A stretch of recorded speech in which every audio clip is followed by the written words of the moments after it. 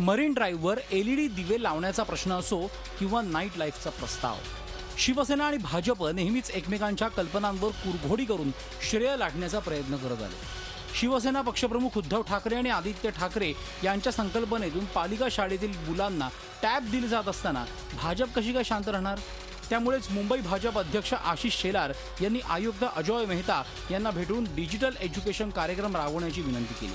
तसंच व्हॅल्यूड संस्थेमार्फत आयुक्तांसमोर सादरीकरणही केले। मुंबई शहरातील आणि मुंबई महानगरपालिका कार्यक्षेत्रातील शाळांचं internet and web based digital education system, comprehensive digital education system ही महापालिकेतल्या शाळा आणि मुलांसाठी विकसित करण्याची आवश्यकता आहे।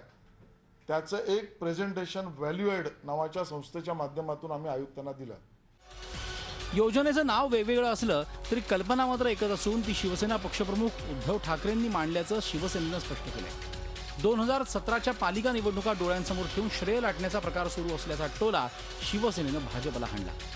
लोकांमध्ये कुठेतरी संभ्रम निर्माण करण्याचा प्रयत्न करतील, कोणी असो मग, तर ते लोकही ओळखून आहेत। मुंबईच्या लोकांना आता बऱ्यापैकी सगळं कळतंय।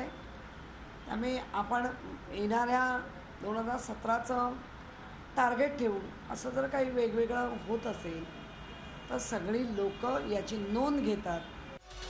पालिका शाळेतील 8वीच्या मुलांना 2 वर्षात 32 कोटी रुपयांचे टॅब वाटले जाणार आहेत। याचं पूर्ण श्रेय शिवसेनेला दिलं जात आहे। यामध्ये बॅकफूटवर गेलेला भाजप डिजिटल एज्युकेशनचा कार्यक्रम आणून काही प्रमाणात श्रेय घेण्याचा प्रयत्न करतोय, एवढं मात्र नक्की। कृष्णा पाटील, झी मीडिया, मुंबई।